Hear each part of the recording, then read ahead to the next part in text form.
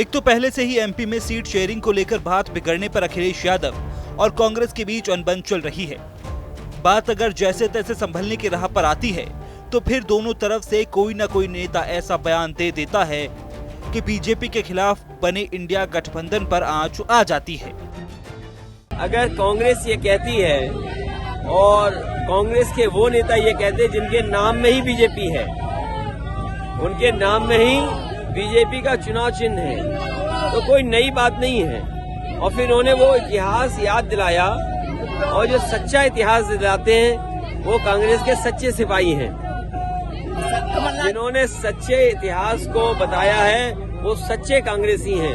तो ये तो सच है कि आज जो देश में और जो परिस्थितियां बनी हैं वो कांग्रेस की देन है, कांग्रेस की गलत नीतियों की देन है। कि मैं उनके नाम में ही बीजेपी का चुनाव चिन्ह देख रहा हूं, और अगर वो इतिहास को सही तरीके से और सच बता रहे हैं तो उन्हें तो धन्यवाद और बधाई देना चाहिए। समाजवादी पार्टी अध्यक्ष इन दिनों मध्य प्रदेश में विधानसभा चुनाव प्रचार में जुटे हुए हैं। इस प्रचार प्रसार के दौरान अखिलेश हर बार कोई न कोई ऐसा बयान दिए दे रहे हैं जो कि कांग्रेस को बुरी लगना भी तय है। दरअसल गुरुवार को अखिलेश यादव चुनाव प्रचार के लिए छतरपुर में थे, जहां पर उन्होंने कांग्रेस पर तीखा हमला बोला और आरोप लगाया कि कांग्रेस ने ही मंडल आयोग की सिफारिशों को लागू नहीं होने दिया।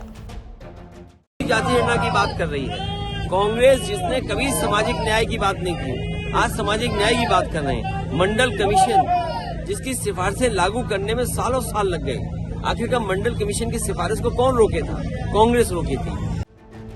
चुनाव प्रचार के दौरान गुरुवार को छतरपुर के राजनगर में थे, जहां वो पत्रकारों से बात कर रहे थे। इस दौरान अखिलेश यादव ने कहा कि कांग्रेस और बीजेपी अब चुनावों को ध्यान में रखते हुए जाति जनगणना के बारे में बात कर रहे हैं। उन्होंने आरोप लगाया कि कांग्रेस ने मंडल आयोग की सिफारिशें लागू नहीं की और जाति जनगणना का विरोध किया। उन्होंने कहा कि कांग्रेस, जिसने कभी सामाजिक न्याय की बात नहीं कही, आज ऐसा कर रही है। अखिलेश ने सवाल किया कि मंडल आयोग की सिफारिशें किसने रोकी? कांग्रेस ने। जाति जनगणना को किसने रोका? कांग्रेस ने। सपा अध्यक्ष ने कहा कि समाजवादी पार्टी का मानना है कि सामाजिक न्याय तभी मिलेगा जब जाति जनगणना होगी और सभी को उनकी आबादी के अनुपात में अधिकार और सम्मान मिलेगा, तभी बाबा साहब अम्बेडकर का सपना पूरा होगा। जाति गणना की बात कर रही है कांग्रेस, जिसने कभी सामाजिक न्याय की बात नहीं की, आज सामाजिक न्याय की बात कर रहे हैं। मंडल कमीशन जिसकी सिफारिशें लागू करने में सालों साल लग गए, आखिरकार मंडल कमीशन की सिफारिश को कौन रोके था? कांग्रेस रोकी थी। जाति गणना कौन रोके था? कांग्रेस रोकी थी। वो एक इतिहास का पन्ना है, लेकिन अब तो बीजेपी भी जाति गणना कह रही है। हाँ, मैं समझता हूँ समाजवादी पार्टी का मानना है कि सामाजिक न्याय तभी मिलेगा जब जाति गणना हो और हर एक को आबादी के हिसाब से हक और सम्मान मिले, और तभी जाकर के बाबा साहब भीमराव अम्बेडकर जी का सपना पूरा होगा।